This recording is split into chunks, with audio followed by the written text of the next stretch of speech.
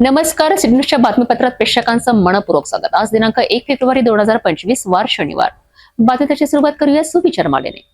प्रगती म्हणजे सुखवाद व ध्येयवाद यांच्या युद्धात रक्तबंबाळ झालेल्या ध्येयाला मिळणारा विजय. आपण सुविचार बघितला. आता बघूया बातमीपत्रातील ठळक बातम्या.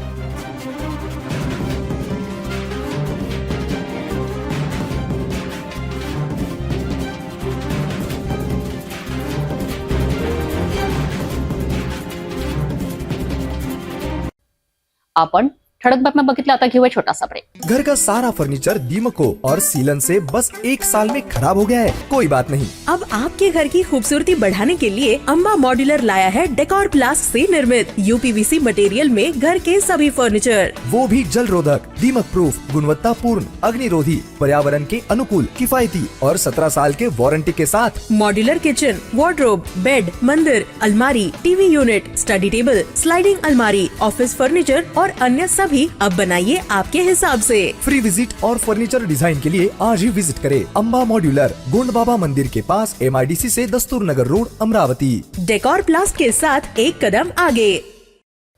ब्रेकनंतर बघूया सविस्तर बातम्या. नमस्कार. सिटी न्यूज मध्ये आपले स्वागत आहे. माजी नगरसेविका लविना हर्षे यांच्या निवासस्थानी घडलेल्या घरफोडीचा छडा पोलिसांनी लावला आहे. याबाबत पोलिसांनी मोठा तपास करत 2 अन्य घरफोडींचाही उलगडा केला आहे. आंतरराज्यीय शिकलकरी टोळीचे सदस्य ताब्यात घेतले असून मोठ्या प्रमाणावर चोरीचा मुद्देमाल जप्त करण्यात आला आहे. याबाबत अधिक माहिती देण्यासाठी पोलीस आयुक्त नवीन चंद्र रेड्डी यांनी पत्रकार परिषद घेतली. परवा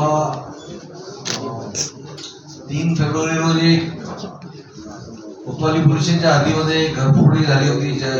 सकाळी ज्याचा आपल्याला रिपोर्ट आला होता त्याच्यामध्ये माजी नगरसेविका श्रीमती हर्षे यांच्या घरी घरफोडी झाली अशी माहिती मिळाली होती आणि त्या सुद्धा तिथे नव्हते. त्यांच्या घरात कोणी नव्हतं तर शेजाऱ्यांनी पाहिलं आणि मग त्यांना अलर्ट केला आणि त्यानंतर पोलिसांना माहिती दिली आपल्याला.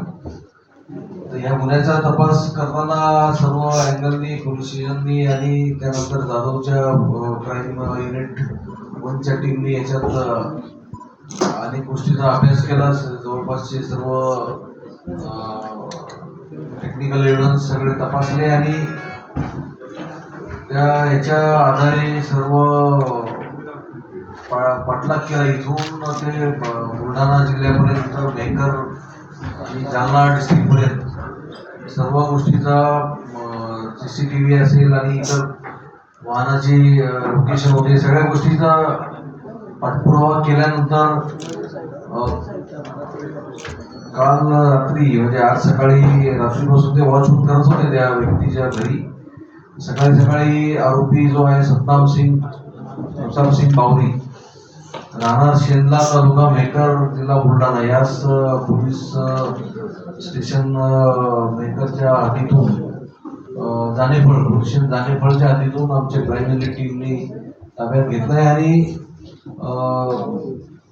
त्याच्याकडून पुण्यात त्यांनी जो चोरी केलेला होता बऱ्यापैकी मुद्देमाल हस्तगत केलेला आहे.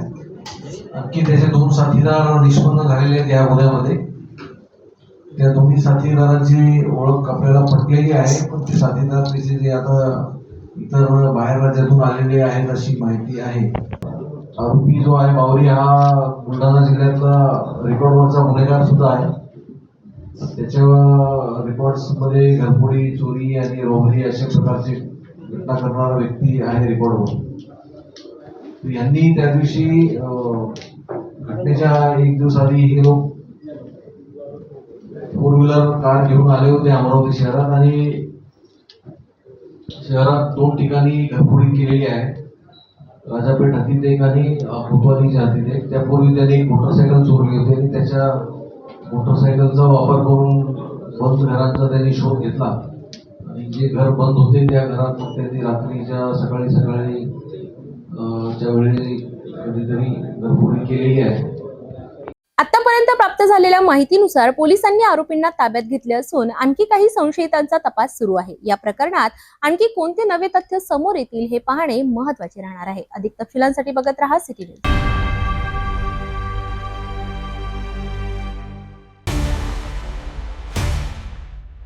शेतकऱ्यावर सगळ्याची जबाबदारी आहे. निसर्गाची आहे, सरकारची आहे, मजुराची आहे. आता तो सगळ्याचा पोशिंदा झाला तो बरोबर, त्याच्यामुळे आता ते त्याला भोगणं भाग आहे. कास्तकाराचा लुटणं पुण्याला दान करणं अशीच घोटाळा नाही. भाव जर भेटले तर कास्तकार जिवंत राहील, नाही तर मरण्याचा. 2100-2200 रुपये त्याला डब्बा घ्यायला लागून राहिला, 3500 सोयाबीन निघून राहिलो. आम्हाला तर काहीच नाही भेटून राहिलं. काय फायदा आमचा? त्याचं नावच आहे नाफेड. नाफेडवाल्या लोकांसाठी जाते, कधी सामान्य शेतकऱ्यासाठी नाहीच.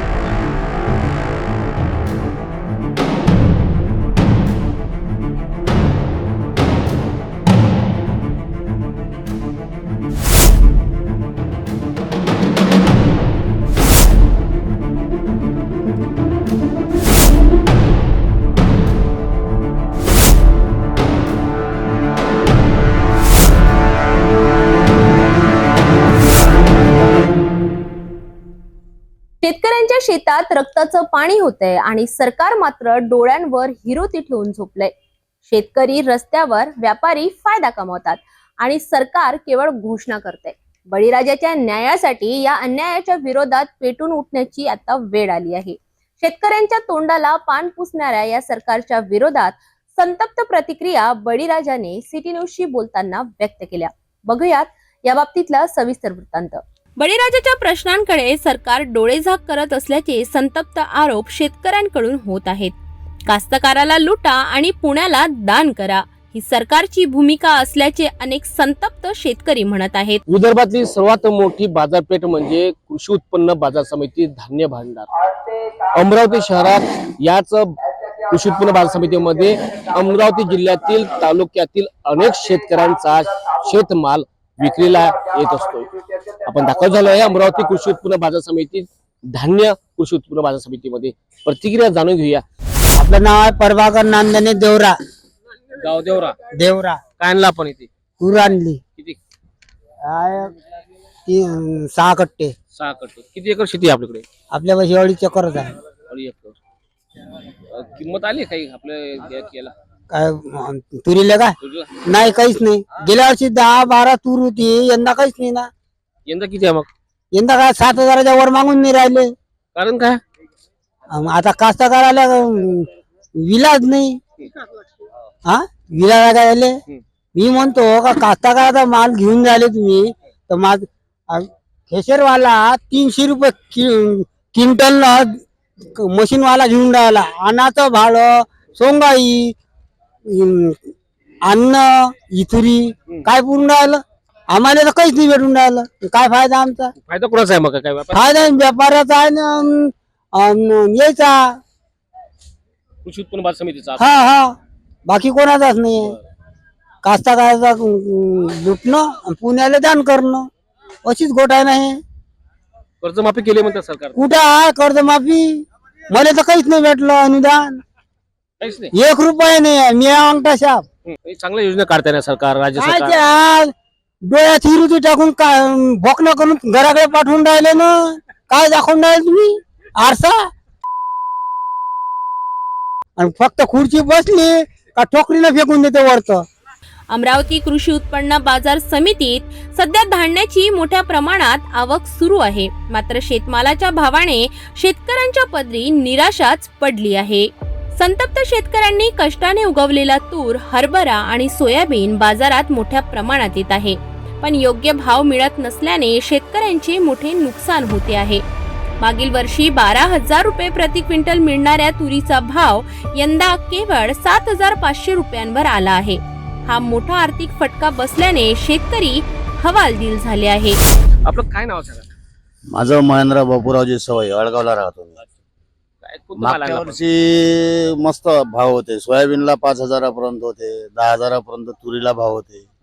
या वर्षी तर काही नाही. या वर्षी नाफेडच्या खरेद्या नसल्यामुळं सगळं घाटा होऊन राहिला. कमी भावात आम्हाला सगळा माल विकायला लागून राहिला. तूर किती? तूर आहे ना तूर गेली आज 7,375. मागच्या वर्षी किती होती? मागच्या वर्षी 10,000पर्यंत भाव होते. नाफेडची खरेदी नाही असं म्हणतो, नाफेडची खरेदीच नाही आहे. त्याच्यामुळे आपलं नुकसान होत नुकसान होत आहे, खूप नुकसान होऊन राहिलं. हे बा बरं 4 एकरातली तूर आहे,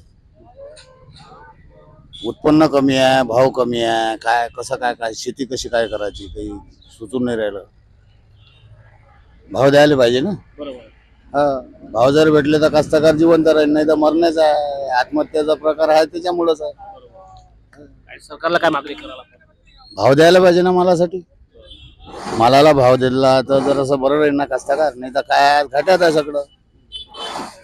काय एकरी 2 आणि 2.5 क्विंटल तर तुरी होऊन राहिलाय. काय त्यात भाव नाही आहे, काय पुरणार आहे शेती. शेतीचा विकण्याचा टाइम आहे आता, नाही तर काय परवडून राहिली शेती. अमरावती सहकारी शेतकी खरेदी विक्री समितीच्या वतीने 3 फेब्रुवारी पासून तूर खरेदीला सुरुवात झाली असली तरी नाफेडची प्रक्रिया केवळ नोंदणीपुरती मर्यादित राहिली आहे. अंमलबजावणीच्या अभावामुळे शेतकऱ्यांना कोणताही फायदा होताना दिसत नाही. सरकारच्या लबाड योजनांमुळे शेतकऱ्यांना लुटले जात असल्याचा आरोप संतप्त बळीराजाने केला आहे. कोणतं गाव आपलं? दोनोडा खैरी दोनोडा. किती एकर शेती असेल? 12 एकर. काय पिकवलं काय शेतामध्ये? तूर, कापूस, काही भाजीपाला. अच्छा. हा. कृषी उत्पन्न बाजार समितीमध्ये आपण आहात, हा. काय आणला पाहिजे? तूर. काय किंमत आली एक तुरीला? आता काय त्याला काही इलाज नाही. जे आहे प्रारब्धात आहे ते भोगा लागते. काय कुठं भाव आहे? भाऊच नाही. नाही. मागच्या वर्षी भाव? मागच्या वर्षी तर 8 ते 12 पर्यंत होते. बरोबर. आता 7,000 आहेत. कारण काय असेल याचं? कारण आता हे कसं आहे, शेतकऱ्यावर सगळ्याचीच अवकृपा आहे. निसर्गाची आहे, सरकारची आहे, मजुराची आहे. आता तो सगळ्याचा पोशिंदा जाणे तो, बरोबर. त्याच्यामुळे आता ते त्याला भोगणं भाग आहे. बरोबर. पण सरकारमध्ये कर्जमाफीचा विषय आहे, कर्जमाफी झाली पण येत आहे, नवीन नवीन योजना आहेत शेतकऱ्यांकरिता. योजना आपल्याला काही मिळाल्या नाही काय? नाही, आता कसं आहे, शेतकऱ्याची पॉलिसी वेगळी आहे. इलेक्शन पिरियड आहे, त्याला सगळी सत्ता हे ते सगळं पाहिजे. आणि कसं आहे, शेतकरी असा आहे की तो देऊनही समाधान नाही, त्याची एक वीक पॉइंट आहे. आणि तो स्वतःच्या कर्तृत्वाला चुकत आहे कुठंतरी असा तोही शेतकरी कॉम्पिटिशन मागत जात आहे. त्याच्यामुळे या सगळ्या त्याला भोगावं लागते. हा. बरोबर. आता शेतकरी कर्जमाफी आता घोषणा केली शेतकऱ्यानं, कास्तकारानं, सरकारनं. एका इकडे घोषणा करते, इकडे बँकेवाले तगादा लावतात.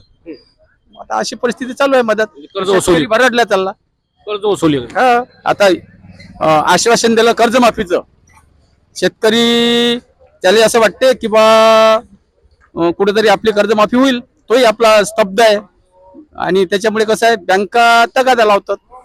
असं सगळं चालू आहे. आता नाफेडची काही खरेदी सुरू झाली की नाही? नाफेडची खरेदी, आता नाफेड त्याचं नावच आहे नाफेड. नाफेडवाल्या लोकांसाठीच आहे ते खरेदी, सामान्य शेतकऱ्यासाठी नाहीच. त्यात ते नंबरही लागत नाही. आणि ते सगळे जिकडे तिकडे सगळं ते बरोबर आहे. बजेट आपलेच होत आणि आपलेच जात, आपलेच भाव बंद काही तिथं साठगाठ करून ते बजेट बसून ठेवतात. अगोदर त्याचं ते आधार कार्डावर ते नोंदणी वगैरे करून घेतात. तेच गावातल्या कास्तकाराचा माल जमा करतात, ते नेतात. आता हा छोटा मोठा जो कास्तकार आहे त्याची तिथे चालतही नाही, त्याचा नंबरही लागत नाही. एकूण तिकून लागला त्याची चाळणी गाळणी हे सगळं असं आहे. आक्रोशित शेतमाल शेतातून बाजारात आणण्यासाठीच मोठा खर्च येतो. वाहन भाडे, मजुरी, बाजारातील इतर खर्च वजा जाता शेतकऱ्यांच्या पदरी काहीच उरत नाही. व्यापाऱ्यांनी संगनमत करून दर पाडल्याचा आरोप होत असून सरकारही डोळेझाक करत असल्याचे बोलले जात आहे. 300 रुपये पोतं घेऊन राहिले, काय करणार आहे कास्तकार? काहीच पिकी नाही आहे. हो. 300 रुपये. आपलं नाव काय काका? अरुणराव राणे, देवरी. कोणता माल आणलाय? तूर आणली. भाव मिळाला? कायचा भाव आहे, काय भाव आहे काय?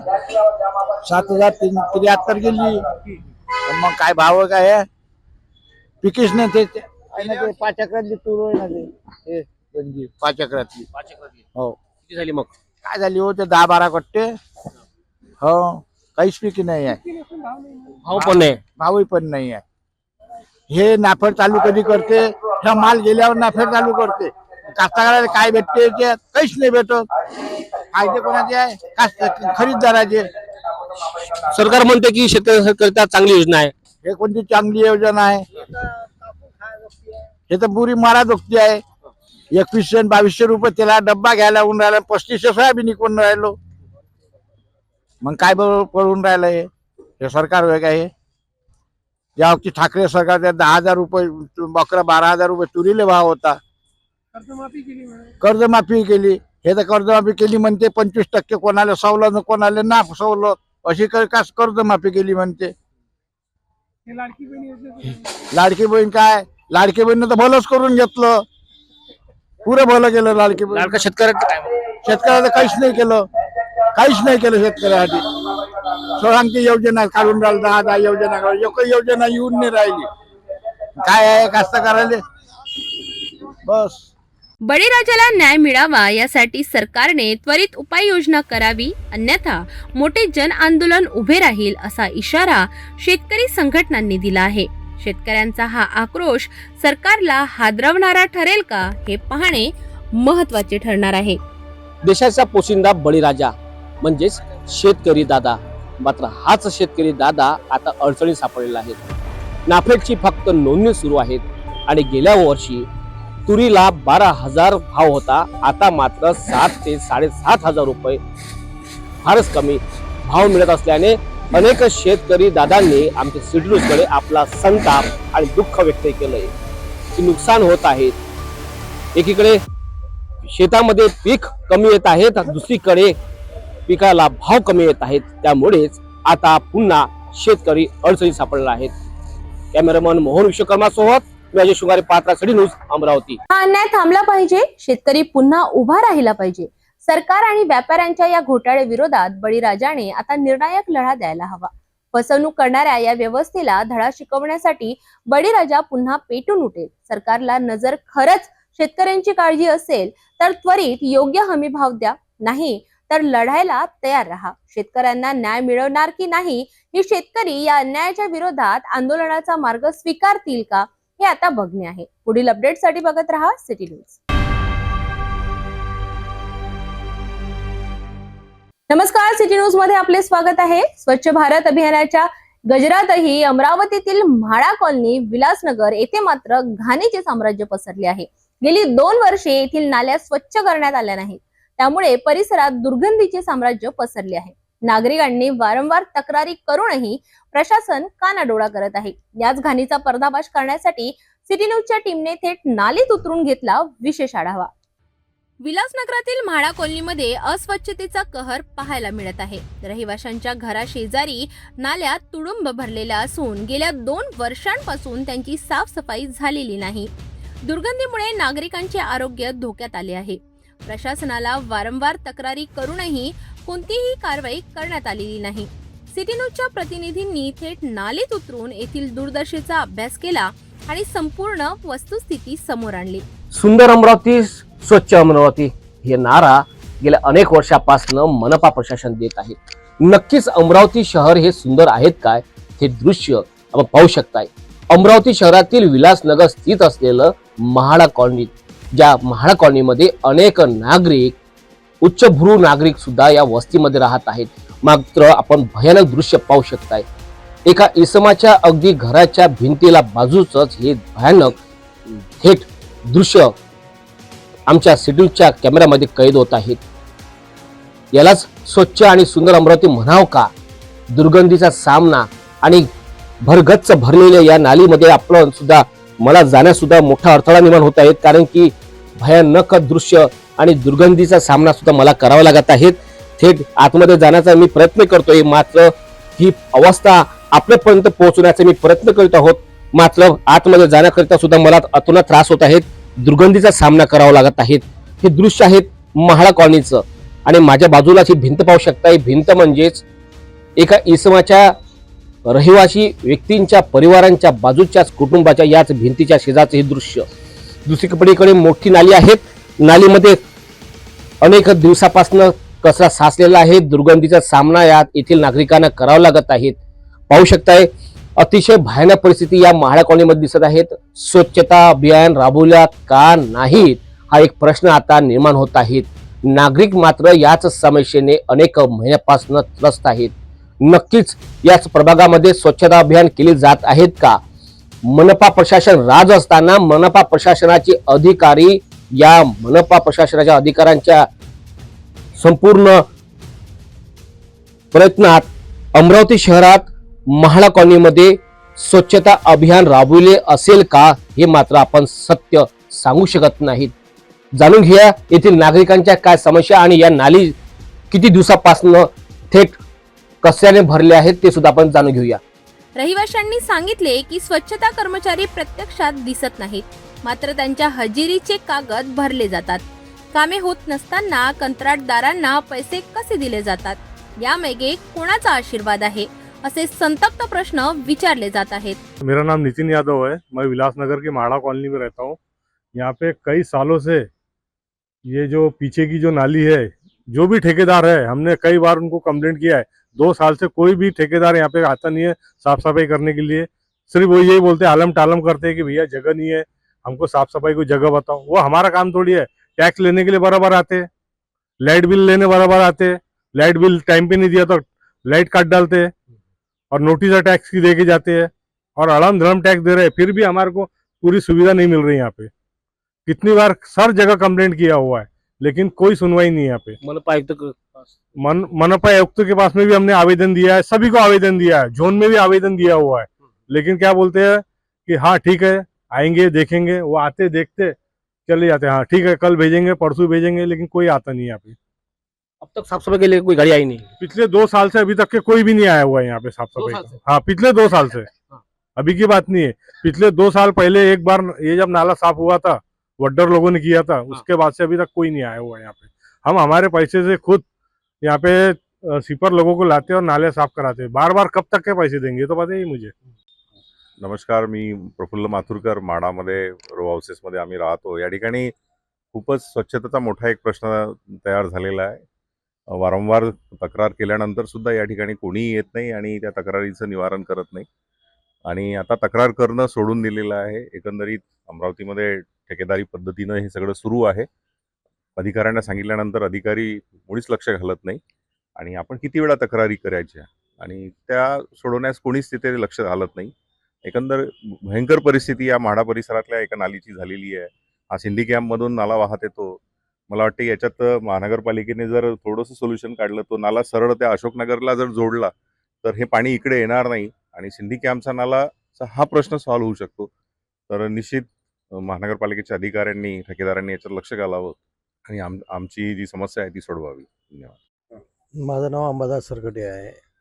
आम्ही स्वतः इथं स्वच्छता करतो, परंतु स्वच्छताकर्मी रेग्युलरली येत नाहीत आणि घाण्याचं इतकं प्रचंड जोर आहे की कोणत्याही बिमाऱ्या आम्हाला केव्हाही लागू शकतात.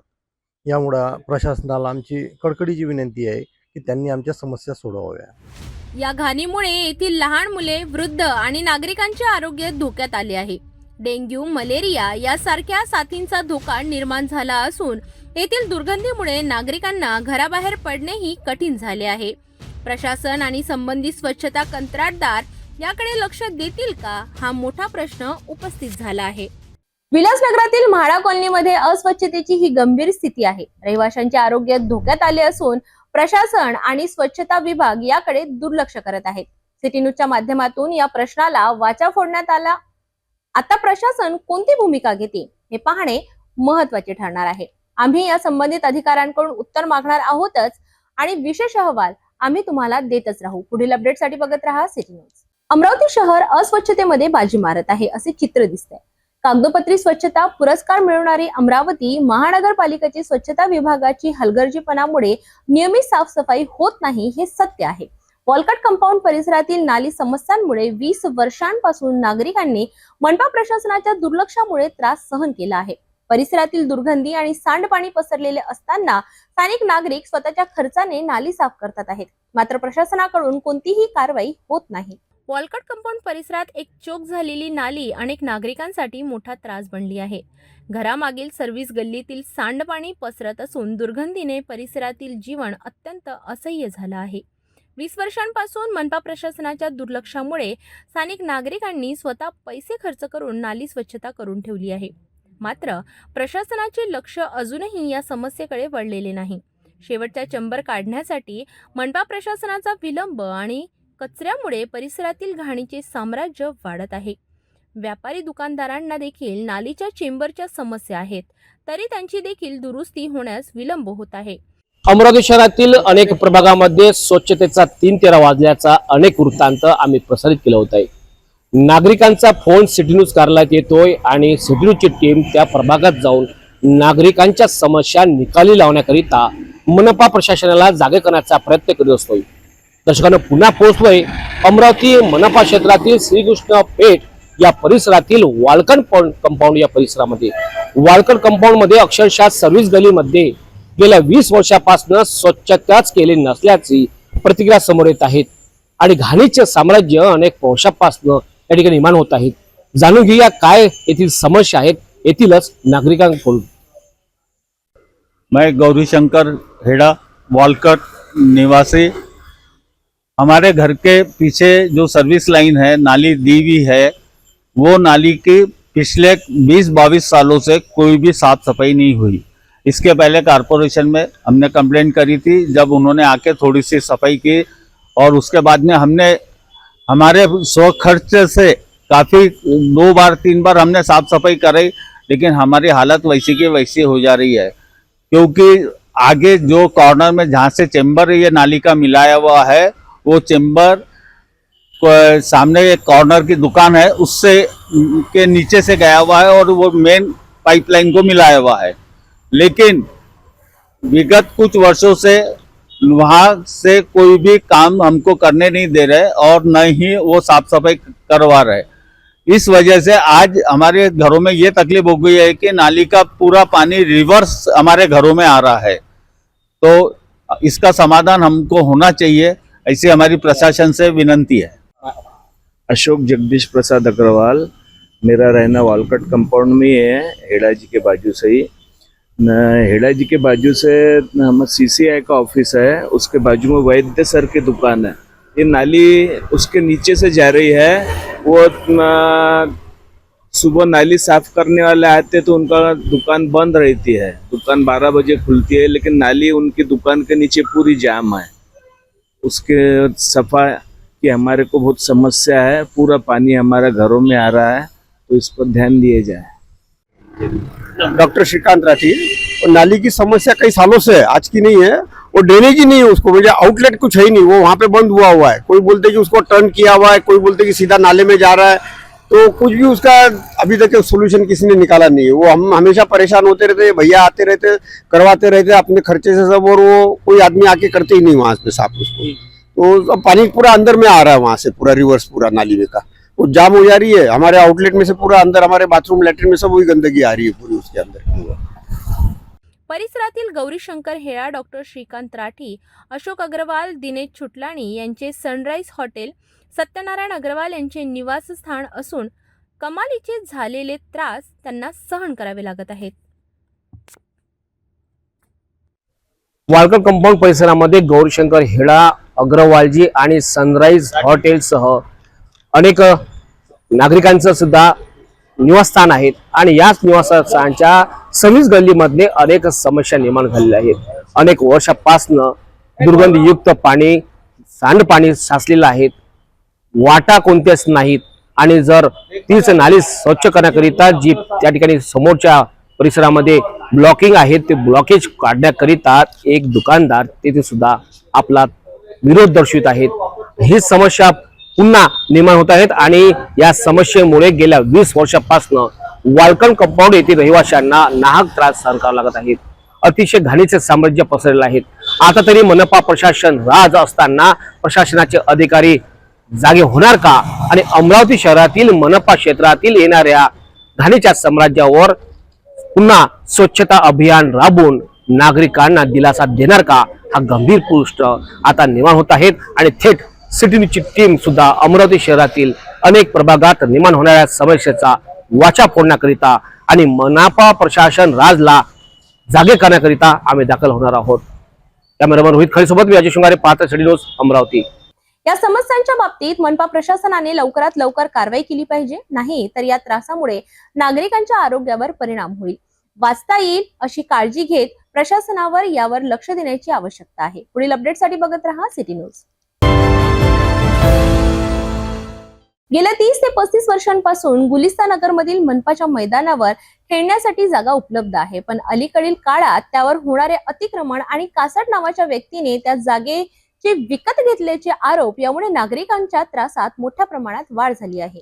अमरावतीतील गुलिस्ता नगरमध्ये असलेले मनपाचे मैदान 50/2 सर्वे नंबरवर असलेली ही जागा गेल्या 30 ते 35 वर्षांपासून खेळण्यासाठी आणि नागरिकांच्या वापरासाठी उपलब्ध आहे, परंतु अलीकडील काळात कासट नामक व्यक्तीने यावर विकत घेतल्याचा आरोप करण्यात येतो आहे.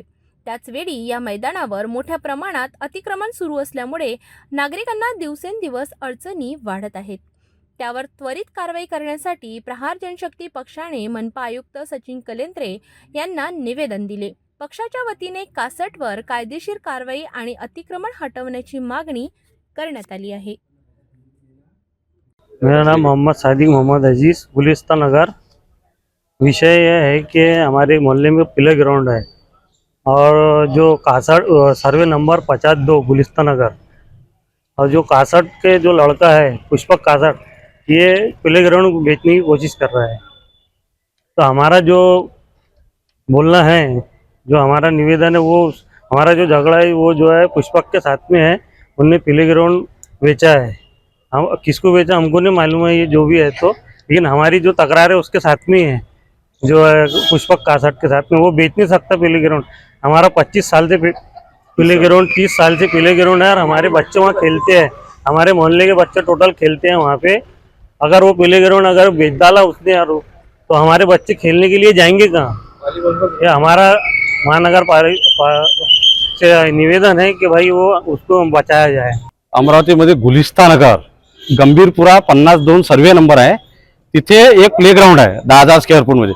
ते 30-35 वर्षापासून तिथच्या जो परिसरातील जे लहान लेकरं आहे, मुलं आहे, ते व्हॉलीबॉल क्रिकेट सारखे खेळ तिथं खेळतात। एकच ग्राउंड त्या परिसरामध्ये त्या मुस्लिमच्या लेकरांसाठी आहे, पण एक कासट नावाचा, पुष्पक कासट नावाचा जो व्यक्ती आहे तो लेआउट तो विकत आहे। काही लोकांना आता तिथं 2-3 लोकांना तिथं अतिक्रमण केलंय। आमची एक मनपा आयुक्तांना विनंती आहे की ते अतिक्रमण तत्काळ काढावं आणि त्यांच्यावर कठोर कारवाई झाली पाहिजे। यासाठी प्रहार जनशक्ती आयुक्त साहेबांना भेटला आणि आयुक्त साहेबांना एक ठोस निर्णय घेऊन आताच अतिक्रमण काढतो आणि काही दिवसात तिथं फेन्सिंग घेऊन ते ग्राउंड मुलांसाठीच राहील हे असं आश्वासन दिलं आहे। जर हे आश्वासन 10 दिवसात पूर्ण नाही झालं तर प्रहार जनशक्ती पक्ष याच्याही मोठ्या प्रमाणात इथे मोर्चा घेऊन येईल आणि मनपा आयुक्ताची खुर्ची हलवल्याशिवाय राहणार नाही। प्लेग्राऊंड नेमकं वैयक्तिक आहे की महानगरपालिकेचं? असं वैयक्तिक नाही, प्ले ग्राउंड हे महानगरपालिकेचं आहे, पण एक खाजगी व्यक्ती तो प्ले ग्राउंड 100 रुपयाच्या स्टॅम्पवर नजूरची खरेदी करून तो विकत आहे। त्याच्यावर गुन्हे दाखल झाले पाहिजे। यासाठी आज आम्ही ते अतिक्रमण काढलं पाहिजे। ते प्ले ग्राउंड फक्त मुलांसाठी खेळण्यासाठी राहिलं पाहिजे। यासाठीच आम्ही आज मनपा आयुक्तांना एक निवेदन प्रहार जनशक्ती पक्षातर्फे दिलं आहे। यासाठी प्रहार जनशक्ती पक्षाने दिलेल्या निवेदनानुसार जलद कारवाई न झाल्यास तीव्र आंदोलन करण्याचा इशारा दिलेला आहे। जर या प्रकरणावर लवकर काही न केले तर नागरिकांच्या दुःखात आणखी वाढ होईल आणि या वादग्रस्त परिस्थितीवर काय कारवाई होईल हे पाहणे आता महत्त्वाचे ठरणार आहे। यासाठी अधिक अपडेटसाठी बघत रहा सिटी न्यूज।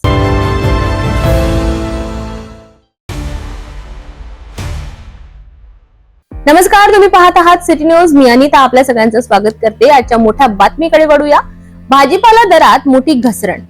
अमरावती कृषी उत्पन्न बाजार समितीत मोठ्या प्रमाणात भाजीपाल्याची आवक झाली आहे, मात्र कमालीच्या घसरलेल्या दरांमुळे शेतकरी संकटात सापडले आहेत। अमरावती कृषी उत्पन्न बाजार समितीत सध्या भाजीपाल्याची मोठी आवक झाली आहे।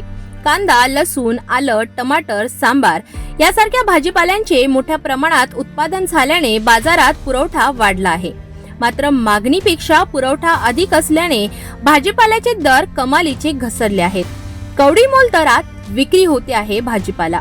सध्या भाजीपाल्याचे दर अत्यंत कमी झाल्याने शेतकऱ्यांना मोठे आर्थिक नुकसान सहन करावे लागते आहे। भाजीपाल्याचे दर घसरले। संपूर्ण महाराष्ट्रात आता अनेक भाजीपाला हा स्वस्त दरात मिळला जातोय। माती मोल किमतीमध्ये शेतकऱ्याने पिकवलेला, कष्टाने पिकवलेला संपूर्ण भाजीपाल्याचे दर आता गगनाला काहीच भिडले नाही, तर अक्षरशः 10 रुपये प्रति किलो मिळत आहेत। याचाच आता नुकसान कोणाला? शेतकऱ्यांना, व्यापाऱ्यांना की फायदा नागरिकांना? हे दाखल झालेलं आहेत. अमरावती जिल्ह्यातील सर्वात मोठं बाजारपेठ जे संपूर्ण भाजीपाल्याचं मार्केट आहे त्याच भाजीपाला मार्केटमध्ये आपण पाहू शकता मेथी, या मेथी संपूर्ण याच स्थळी मोठ्या प्रमाणात ढिगारे लागलेले आहेत. कांदा असेल, लसूण असेल, टमाटर असेल आणि मोठ्या प्रमाणात भाजीपाल्याची आवक आहे. मात्र अतिशय मातीमोल दरामध्ये विक्री केली जात आहेत. कारण तरी काय, जाणून घेऊया येथीलच व्यापाऱ्यांच्या, ठोक विक्रेत्यांच्या प्रतिक्रिया. समिती जे भाजीपाला मार्केट समजले जात आहेत, अमरावती जिल्ह्यातील अनेक शेतकऱ्यांचा एवढंच नव्हे तर विदर्भ आणि लांब गावातलं शेतकऱ्यांचा शेतमाल याच मार्केटमध्ये विकल्या आणि याच ठिकाणी आता संपूर्ण भाजीपाल्याचे दर घसरलेले आहेत. मोठ्या प्रमाणात घसरण झाल्याने आता विक्री होत नाही अशी सुद्धा प्रतिक्रिया ठोक विक्रेत्यांनी स्पष्ट केली आहे. क्या बताएंगे आप भिंडी के भाव? अरे भिंडी के भाव भी कुछ नहीं, तो वांगों को नहीं ले, वाल के भाव में सिर्फ वो बरबड़ी थोड़ी सी करेंगे बिक रहे, तो पालक गोभी भी वो भी 10 रुपए 12 रुपए किलो बिक रहे, पालका बिक रहे 5 रुपए 6 रुपए किलो, गाजर बिक रहे 20 रुपए किलो। अरे क्या कमाएंगे, नंगा नहाएंगे क्या, नीचे रहेंगे क्या कमाएंगे इसमें? देखो गंजा पड़े, ये तो हम तो बेचदार है इसमें अभी भैया, वो ढेमके देखो, ढेमके पड़े हुए। नुकसान किसका है, किसान का है, आपका है? अरे दोनों का भी है इसमें, सिर्फ कोने चिल्लर चालने बेचने वाले बेभाव ले रहे, बेभाव बेचदार है कैसे भी उनने से। कांदे भी 20 रुपए किलो चिल्लर बिक रहे, क्या कमाएंगे उसमें? कोई माल का भाव नहीं है। समार भी उंडे वांडे से बिक जा रहे, मेथे भी उंडे से बिक रहे। अब ये देखो, ये भैया को ये मेथी दिया हमने 5 रुपए किलो में दिया, 5 रुपए किलो मेथी दिया, 5 रुपए किलो। टमाटर बिक रहे 50 रुपए 60 रुपए का रेट, वो गंजी पड़े, पीछे भी गंजा पड़े हुए। क्या भाव थे टमाटर के? बहुत बस 100 रुपए 120 रुपए, एक महीने से 2 महीने से यही चलते आ रहा है। 100 120 80 50। कल वो गली ने लाया था, वो टमाटर के कैरेट गाड़ी ले गया था 50 रुपए कैरेट में, 60 रुपए 70 रुपए बेच डाला, उसने पैसे बना लिया कैसे तो भी। सध्या स्थितीला सांभार 8 रुपये प्रति किलो, टमाटर 50 ते 80 रुपये प्रति कॅरेट आणि एका कॅरेट मध्ये जवळपास 28 किलो टमाटर येतात. गाजर 10 ते 12 रुपये प्रति किलो, वाटाणा 12 ते 15 रुपये प्रति किलो, मेथी 5 ते 8 रुपये प्रति किलो, कांदा 12 ते 15 रुपये प्रति किलो, बटाटा 16 ते 20 रुपये प्रति किलो आणि लसूण 50 ते 100 रुपये प्रति किलो.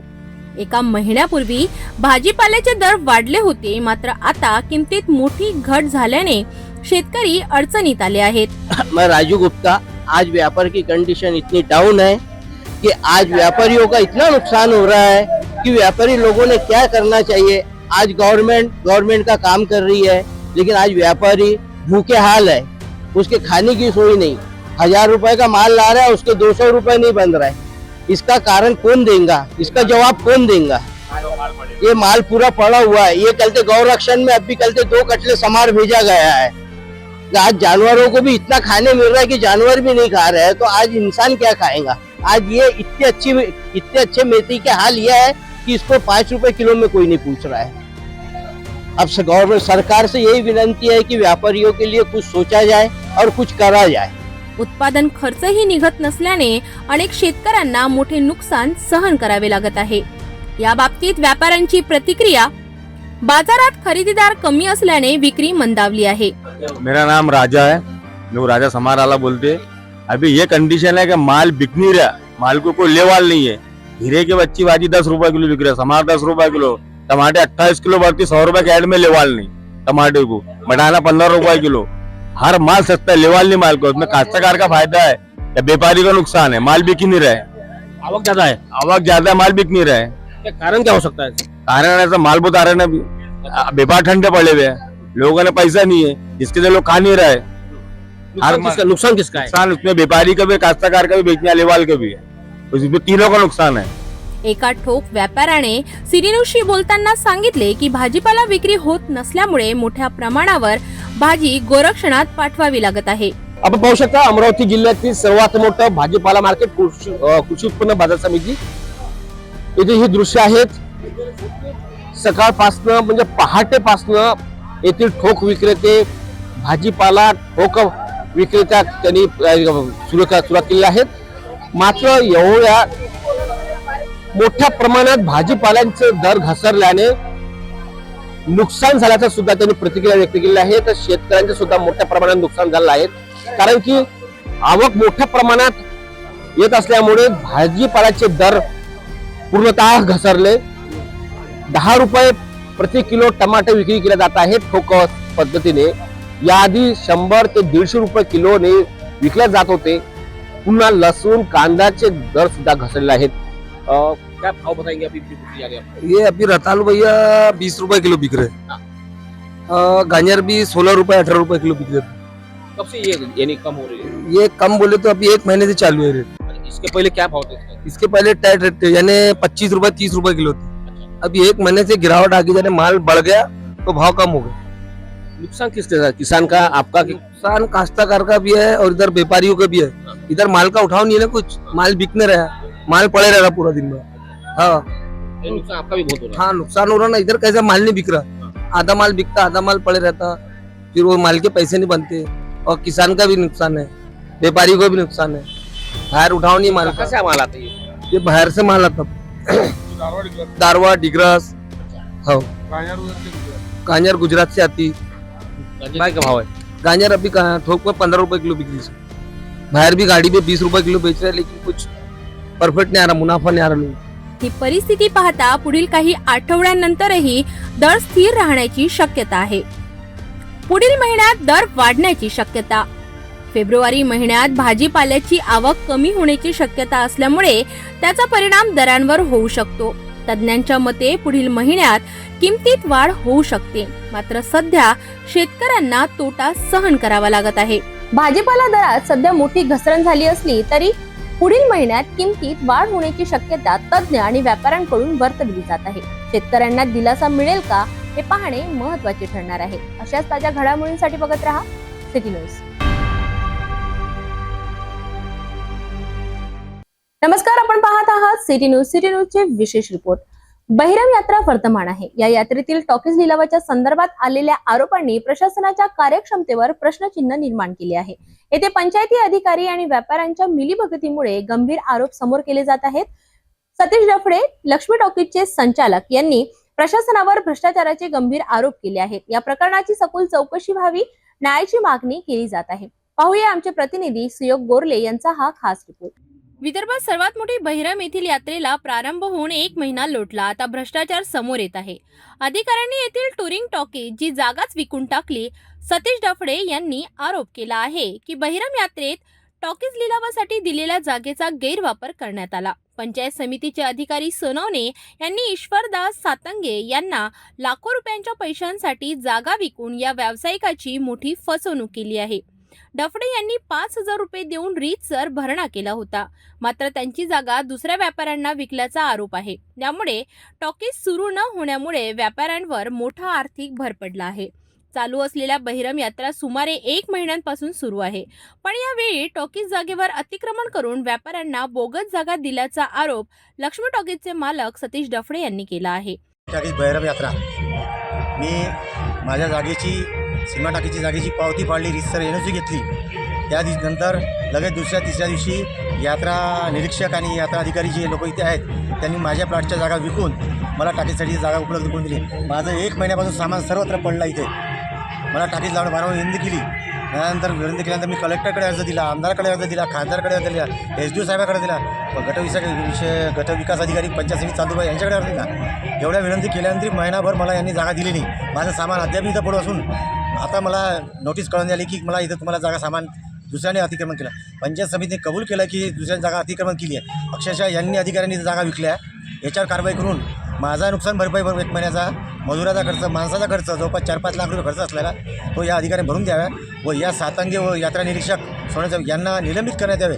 अशा प्रकारचा अनधिकृतपणे प्रकार करून अवैधरित्या पैसा वसुली करून यांनी या माझ्या जागेवर अतिक्रमण करून मला जागा दिली नाही.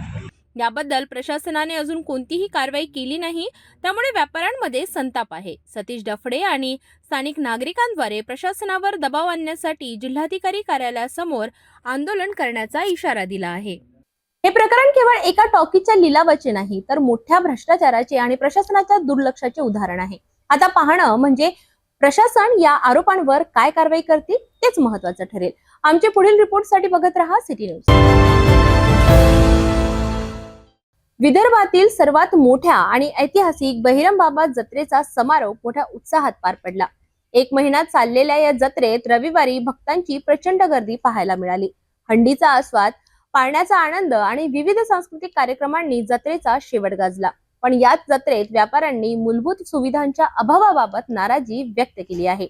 चला पाहूया आमचे प्रतिनिधी नितीश किल्लेदार यांचा हा रिपोर्ट. पारंपरिक विदर्भाची सर्वात मोठी जत्रा म्हणजे बहिरम आणि बहिरमच्या दर्शनासाठी हा जो महिना असतो डिसेंबर आणि जानेवारी, हा बहिरमच्या जत्रेचा महिना असतो.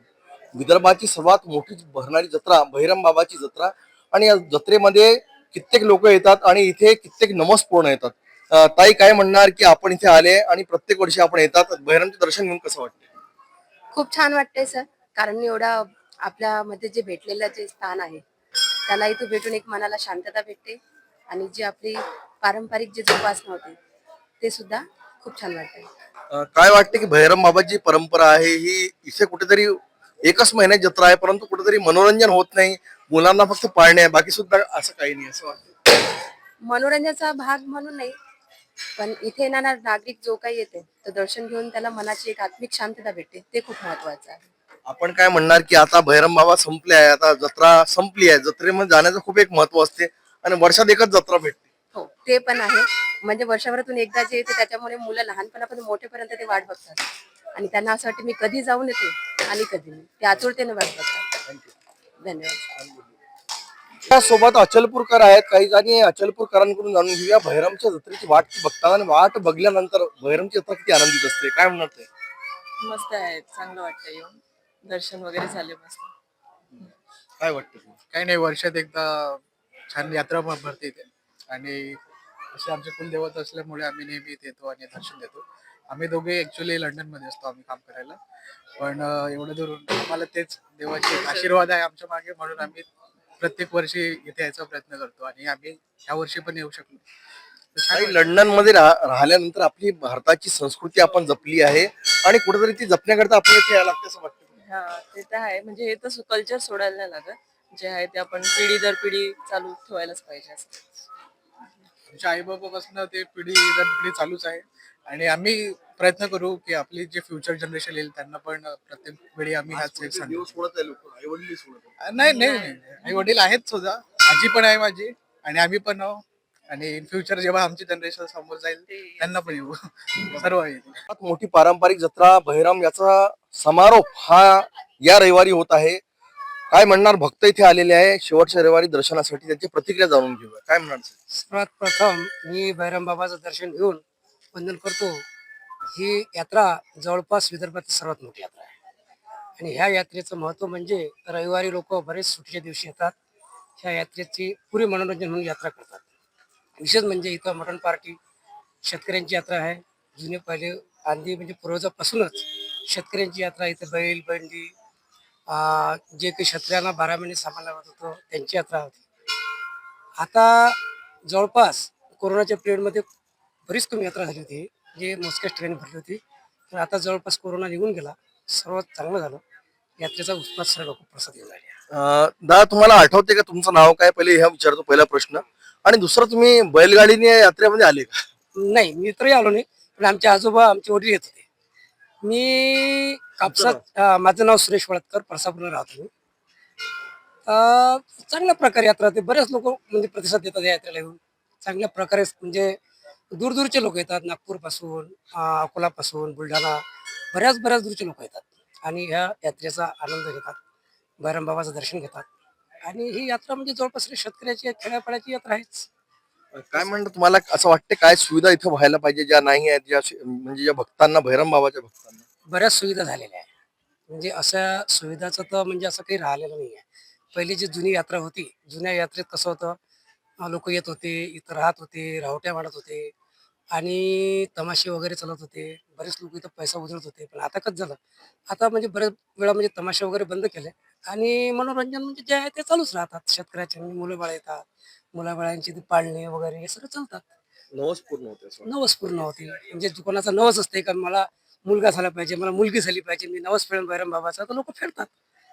आनंदात यात्रा चालते. जवळपास ते म्हणाची आहे 6 महिन्याचं, पण 1.5 ते पावणे 2 महिन्यापर्यंत बहिरम यात्रा चालते. अमरावतीकरांकडून जाणून घ्यावा काय त्यांच्या प्रतिक्रिया. पहली बार आ रहा हूँ, कई साल बाद जब भी आता था तो नीचे से चले जाते थे।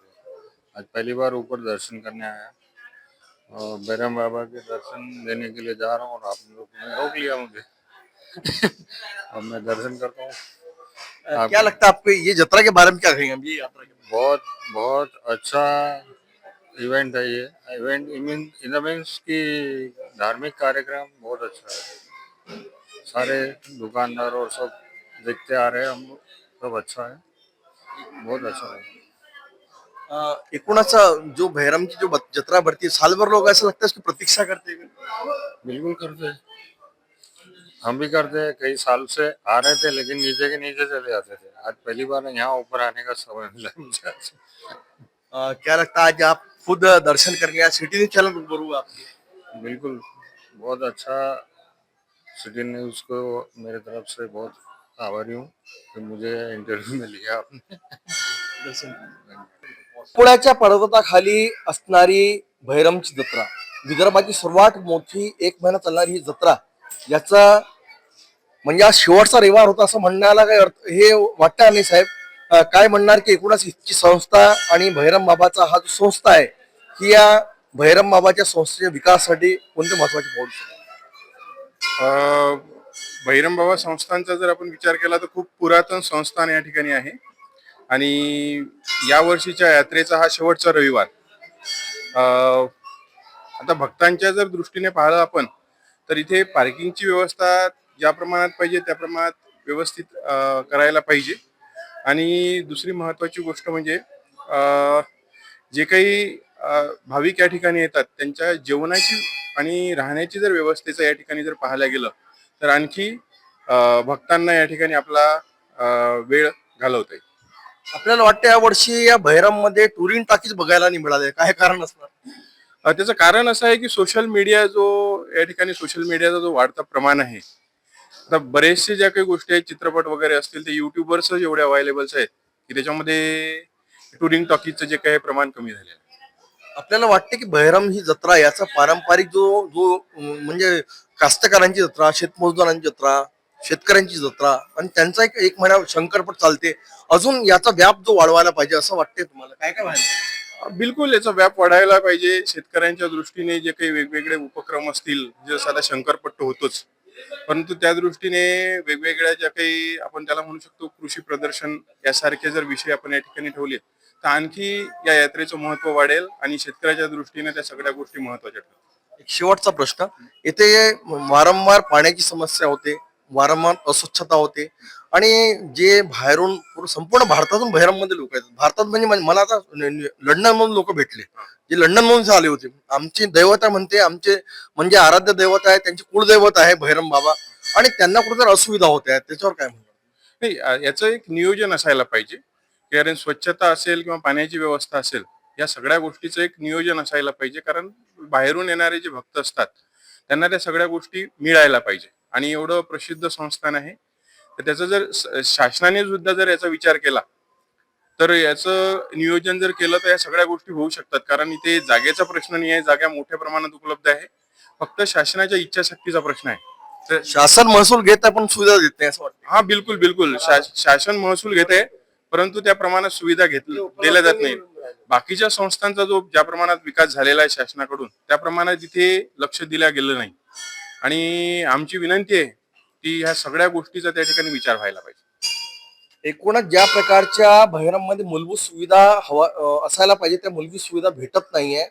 एकीकडे चांदूर बाजार पंचायत समिती हा महसूल घेते परंतु सुविधा देत नाही, परंतु रस्ते असो, नाली असो, पाणी असो आणि स्वच्छता हा महत्वाचा प्रश्न आहे आणि हा प्रश्न कुठेतरी शासनाने मार्गी लावायला पाहिजे। या जिल्हाधिकारी सौरभ कटियार या जिल्ह्याचे प्रमुख आहेत, त्यांनी सुद्धा याकडे लक्ष द्यायला पाहिजे।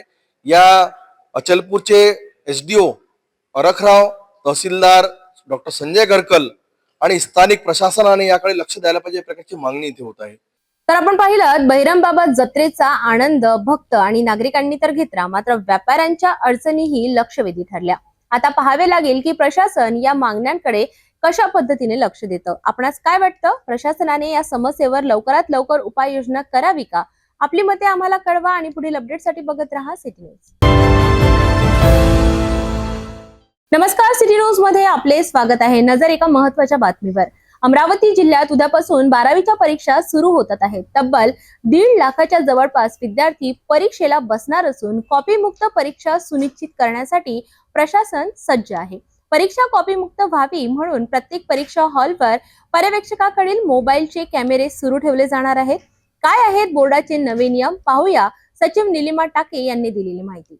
नमस्कार सर्वांना, मी निलिमा टाके, विभागीय सचिव, अमरावती विभागीय मंडळ अमरावती.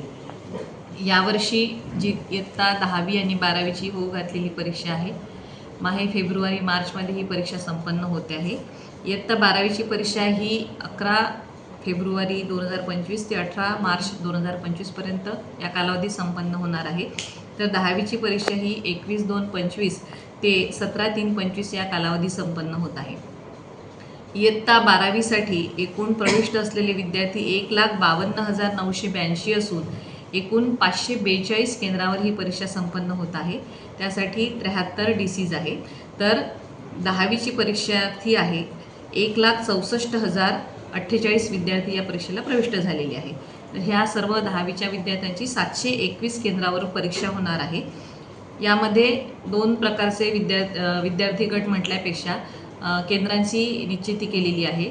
मार्च महिन्यातली, फेब्रुवारी मार्च महिन्यामधली जी परीक्षा आहे ती 2018 पासून तर 2024पर्यंत ज्या परीक्षा केंद्रावर किमान एक जरी कॉपी केस झाली आहे तर अशा केंद्रांचं सेपरेशन करण्यात आलेलं आहे. अशी परीक्षा केंद्रांची संख्या 12वीसाठी 124 असून विभागांतर्गत 10वीची 98 आहे. या परीक्षा केंद्रावर केंद्र संचालक आणि वर्गखोली पर्यवेक्षक संपूर्णतः बदलवण्यात आलेले आहे. या परीक्षेच्या संचालनासाठी भरारी पथकाच्या नियुक्त्या करण्यात आली आहे. विभाग स्तरावर माननीय विभागीय आयुक्त, जिल्हाधिकारी, विभागीय शिक्षण उपसंचालक, शिक्षणाधिकारी, प्राथमिक माध्यमिक योजना, डाएट प्राचार्य, शिक्षण उपशिक्षणाधिकारी सोबत एक विशेष महिला भरारी पथक असणार आहे.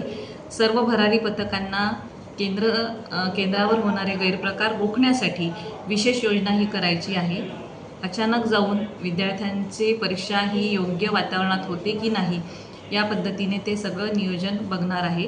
त्याच समवेत माननीय जिल्हाधिकारी महोदयांच्या सगळ्या COच्या बैठका ह्या आपल्या राज्याच्या मुख्य सचिव आदरणीय सुजाता सैनिक मॅडम यांनी घेतलेल्या आहे. सर्व जिल्हाधिकाऱ्यांना इयत्ता 10वी आणि 12वीची परीक्षा ही भयमुक्त वातावरणामध्ये, कॉपीमुक्त वातावरणामध्ये संपन्न होईल, अतिशय व्यवस्थित नियोजन होईल या संदर्भातल्या सूचना ह्या माननीय मुख्य सचिव महोदया यांनी दिलेल्या आहे. त्या दृष्टीने शिक्षणाधिकारी, माध्यमिक आणि जिल्हाधिकारी यांनी आपापल्या जिल्ह्यामधील परीक्षेचं नियोजन योग्य पद्धतीने, चांगल्या पद्धतीने केलेलं आहे. या बाईटच्या निमित्ताने मी सर्व परीक्षार्थ्यांना आवाहन करते की कृपया या परीक्षेदरम्यान कुठल्याही गैरप्रकाराच्या साहित्याचा अवलंब करून परीक्षा ही देऊ नका. चांगला अभ्यास करा. निकोप वातावरणामध्ये स्वतःच्या बुद्धिमत्तेला चालना देऊन पेपर सोडवा, जेणेकरून कुठलाही तुमच्यावर ठपका ठेवला जाणार नाही. पालकांना सुद्धा आवाहन करते की परीक्षेच्या दरम्यान आपल्या विद्यार्थ्यांची, आपल्या पाल्यांची व्यवस्थित काळजी घेतली पाहिजे आणि कुठलाही विद्यार्थी गैरमार्गाचा अवलंब करणार नाही यासाठी त्याला परावृत्त केलं पाहिजे. सर्व परीक्षार्थी, त्यांचे पालक, त्यांचे शिक्षक, मुख्याध्यापक, बंधू भगिनी या सर्वांना मी परीक्षेसाठी खूप खूप शुभेच्छा देते. धन्यवाद. मॅम, किती एकूण केंद्र, किती CC? 12वीसाठी 542 केंद्र आहे तर 10वीसाठी 721 केंद्र आहे. या सर्व केंद्रांना CCTV कॅमेरे आपल्या केंद्रावर असावे यासाठी सूचना देण्यात आलेल्या आहेत. अमरावती जिल्ह्यातील 542 केंद्रांवर परीक्षा सुरळीत पार पाडण्यासाठी कडक उपाययोजना करण्यात आल्या आहेत. विद्यार्थ्यांनी नियमांचे पालन करून प्रामाणिकपणे परीक्षा द्यावी असे आवाहन प्रशासनाने केले आहे. अशाच महत्त्वाच्या अपडेटसाठी बघत रहा सिटी न्यूज.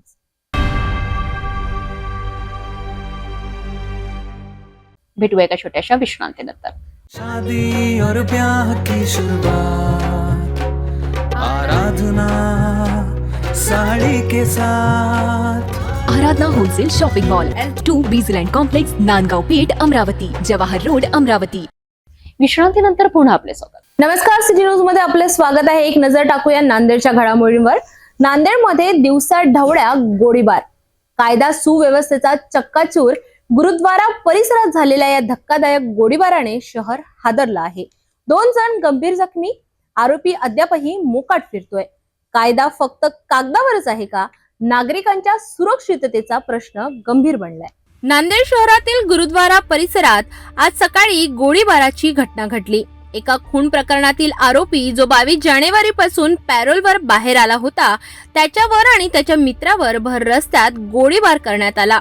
या थरारक घटनेत दोघेही गंभीर जखमी झाले असून त्यांना नांदेडच्या शासकीय रुग्णालयात दाखल करण्यात आले आहे. मात्र हा गोळीबार नेमका कशामुळे झाला, किती आरोपी होते, याबाबत अद्याप पोलिसांकडून कोणतीही स्पष्ट माहिती आली नाही. जिल्हा पोलीस अधीक्षक अविनाश कुमार यांनी लवकरच तपास होईल असे सांगितले आहे. ते खूप इनिशियल इन्फॉर्मेशन आहे सध्या. हा जवळपास 10 वाजेसमोर एक फायरिंगची इन्सिडेंट झालेला आहे. जे गेट नंबर 6 जवळ जे सिख कॉलनी आहे त्यामध्ये घरी एक फायरिंगचे इन्सिडेंट झालेला आहे. त्यामध्ये की 2 लोक इंजर्ड आहे. सध्या विष्णुपुरी हॉस्पिटलमध्ये ट्रीटमेंट चालू आहे. आणि हा फायरिंग मोटिव्ह काय आहे, किती लोक इन्व्हॉल्व होता, ते आता थोडा खूप प्रिलिमिनरी स्टेजवर आहे. पण एक फायरिंगची इन्सिडेंट झालेला आहे. पिस्टलवरून फायर झालेला आहे असा प्रथमदृष्ट्या दिसतो. किती राऊंड फायर आहे? राऊंडची आता संख्या म्हणू शकणार नाही. त्यासाठी आमचे फॉरेन्सिकची टीम, बॅलिस्टिकची टीम आणि डॉक्टर्सचे सुद्धा रिपोर्ट यावर डिपेंड करणार किती राऊंड फायर झालेला आहे. पण शूटर एकच होता असा प्रथमदृष्ट्या दिसतो आणि हा पुढील येणार तपासमध्ये. जखमी 2 आहे. 2मध्ये एक जे आहे हा एक मर्डरचा आरोपी आहे असा रिपोर्टेड आहे की सध्या परोलवर होता 22 जानेवारीपासून. त्याची पार्श्वभूमी असा आहे की ते परोलवर होता, कन्व्हिक्टेड आरोपी होता. तो आरोपी किती होते ते आता सांगू शकणार नाही. खूप इनिशियल स्टेजवर आहे. किती लोक इन्व्हॉल्व आहे, फायरर किती होता, हा सर्व पुढे तपासमध्ये समोर येणार. चर्चाची आता काही व्हेरीफाय मी करू शकणार नाही. हा एरियामध्ये मोटिव्ह काय आहे, पार्श्वभूमी काय आहे, त्याची सध्या तो काही हालचाली नव्हता आणि काय रिजन होऊ शकतो, कोणाकोणाचा इन्व्हॉल्वमेंट होऊ शकतो, पुढे तपासमध्ये समोर येईल. शहरात दिवसाढवळ्या गोळीबार होतोय आणि प्रशासन केवळ आश्वासन देत आहे. कायदा सुव्यवस्थेचा खेळ खंडोबा झालाय. गुन्हेगारांना मोकाट सोडणाऱ्या यंत्रणेला आता जबाबदार धरलं पाहिजे. सरकार आणि प्रशासन कितीही गप्प बसलं तरी आता जनता शांत बसणार नाही. कायदा सुव्यवस्था टिकवायची असेल तर त्वरित कठोर कारवाई व्हायलाच हवी. अन्यथा नांदेडमध्ये गुन्हेगारीच्या विरोधात मोठा लढा उभारला जाईल. या संदर्भात अधिक अपडेटसाठी बघत रहा सिटी न्यूज. नमस्कार, सिटी न्यूज मध्ये आपले स्वागत आहे. एक नजर टाकूया नागपूरच्या क्राईम जगतावर.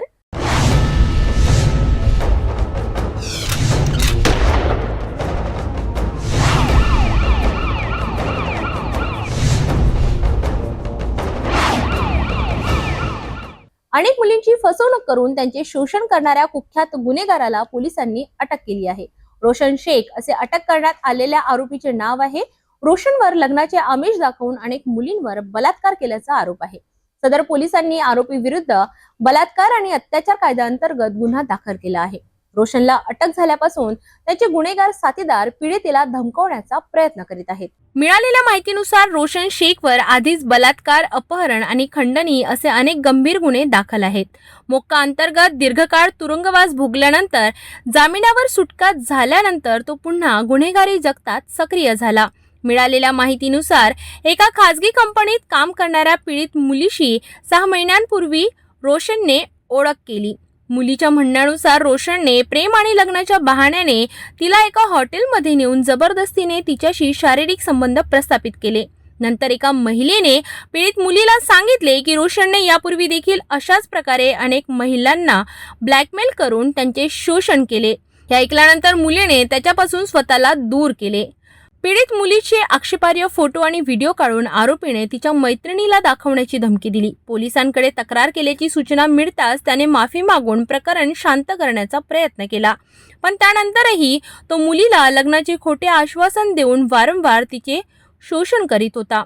जेव्हा तिने त्याच्याशी लग्न करण्यास नकार दिला तेव्हा त्याने मुलीला मारहाण केली आणि तिला जीवे मारण्याची धमकी दिली. तसेच तुझे घर जाळून टाकेल असेही तिला धमकावले. अखेर पीडितीने धाडस केले आणि सदर प्रकरणाची पोलीस ठाण्यात तक्रार केली. या प्रकरणी पोलिसांनी आरोपीला अटक केली असून पुढील तपास सुरू आहे.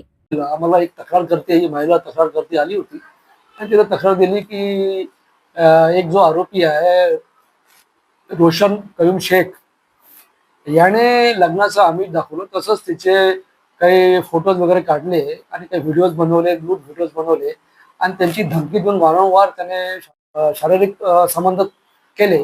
या तक्रारीवरून आम्ही पोलीस स्टेशन सदर येथे अपराध दर्ज केला. तसेच आरोपीला तात्काळ अटक करण्यात आलेली आहे. आरोपीवर यापूर्वी 5 गुन्हे दाखल आहे. सदरमध्ये 1 आहे, अंबाझरीला 2 आहे, नंदनवनला 1 आहे आणि सीताबर्डीला 1 दंगेचा गुन्हा दाखल आहे. आता सध्या आरोपी हा पोलीस कोठडीमध्ये आहे उद्यापर्यंत. रोशन शेखचे अनेक गुन्हेगारी साथीदारही शहरात सक्रिय आहेत, ज्यांना मोका अंतर्गत जामिनावर सोडण्यात आले आहे. त्यांच्या दहशतीमुळे अनेक पीडित महिला पोलिसांकडे जाण्यास घाबरत आहेत. पोलीस आता या प्रकरणाचा सखोल तपास करीत आहेत आणि इतर पीडितांनाही पुढे येण्याचे आवाहन करीत आहेत. अधिक अपडेटसाठी बघत रहा सिटी न्यूज. राज ठाकरे यांची तुम्ही भेट घेतली आहे. वेगवेगळ्या चर्चा ज्या आहेत सुरू झाल्यात. मनसेला पुन्हा साथ भाजप देत आहे, काय नेमकं? चर्चा फक्त तुम्ही करता, ही कुठलीही राजकीय भेट नाही. मी मुख्यमंत्री झाल्यानंतर राज ठाकरेजींचा मला अभिनंदनाचा फोन आला. त्यावेळेस मी त्यांना सांगितलं होतं मी घरी येईन. त्याप्रमाणे मी आज घरी गेलो होतो. ब्रेकफास्ट त्यांच्या घरी मी केला, गप्पा मारल्या आणि मग या कार्यक्रमाच्या ठिकाणी आलो. या बैठकीचा किंवा या आमच्या ज्या काही गप्पा आहेत यांचा कुठलाही राजकीय संदर्भ नाही. केवळ एक जी मैत्री आहे त्या मैत्री करता मी त्यांच्या घरी गेलेलो होतो. फ्रीडम ऑफ स्पीच के नाम पर सवेरेना और रणवीर अहलाबादिया ने बिलो द बेल्ट जैसे कमेंट्स किए अपने पॉडकास्ट पर, वो टेलीकास्ट हो रहा है पूरे social media pay, which is very offensive actually on social media. देखिए, मुझे भी इसकी जानकारी मिली है. मैंने अभी तक उसको फर्स्ट हैंड देखा नहीं है, लेकिन बहुत भद्दे तरीके से कुछ चीजों को कहा गया है, प्रेजेंट किया गया है, ऐसा मुझे भी पता चला है, जो बिल्कुल गलत है.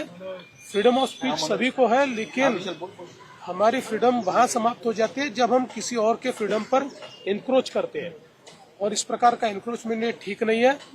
मुझे ऐसा लगता है कि अभिव्यक्ति इसकी भी कोई मर्यादाएं है. हमारे समाज में हमने अश्लीलता के भी कुछ नियम तैयार किए हैं. अगर उनको कोई पार करता है तो ये बहुत गलत बात है. अगर ऐसी कोई बात होती है तो उसके ऊपर कार्रवाई होनी चाहिए. आपत्ती व्यवस्थापन रचनेमध्ये है कि कहीं ना कहीं गठबंधन. सर, आपत्ती व्यवस्थापन कोई गठबंधन का विषय नहीं है. ये मेरी बिल्कुल पर्सनल इस प्रकार की मुलाकात थी. जिस समय मैं मुख्यमंत्री बना उस समय उन्होंने मेरा अभिनंदन किया था. तब मैंने उनको कहा था कि मैं घर पर आऊंगा. उस हिसाब से मैं उनके घर पर गया था.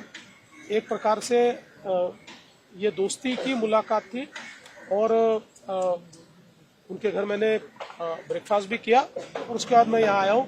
कोई भी पॉलिटिकल चर्चा इस मुलाकात में नहीं हुई. जाता जाता पुन्हा एकदाच्या ठळक बातम्या.